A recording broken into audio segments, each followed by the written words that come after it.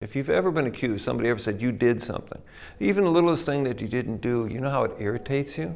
Well, figure a quarter of a century being like that, a quarter of a century thinking, I didn't do this, I don't deserve this. It just eats at you like a cancer. So I was accused of killing my wife. I came home, found her dead. The police decided I was guilty before they got to the crime scene because it was easy, just blame the husband and the case is over. They had had a generator there because they were building a property.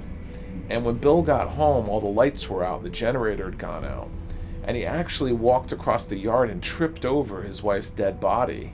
I realized it was a crime scene. What the police did was they walked around, they walked into the crime scene, which they later lied in court, said they didn't do. Smoking, dropping cigarette butts, contaminating the scene. They stood around her body. And later on, it come to find out they didn't take any fingerprints, they didn't take any DNA. They basically did absolutely nothing but take some photographs. So when it came down to trying to prove who did this, we're still in the dark. One of the really bad things about prison is it takes people out of society and then it takes them out of normal life. And that's really contrary to rehabilitation because now you put them back in that life and now it's even harder than before they went in. We exonerees especially have been down over 2 decades and stuff. We're an anachronism. We're out of space and time. We don't belong here. Our minds are still way back there. We have to catch up on technology. We have to catch up on everything. I drive down the street I used to live on. I don't recognize it because the trees are so big.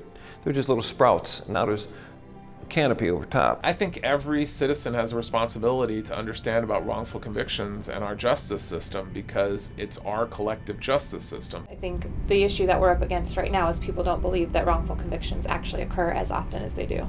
If we're going to give our government the awesome power to lock people up for the rest of their lives and to execute people, then we need to be careful that we're doing it as best we can. The judge's ruling in 2009 was that the evidence pointed unerringly to innocence. It took 7 years, a change of law, and a Supreme Court ruling to get me out after that.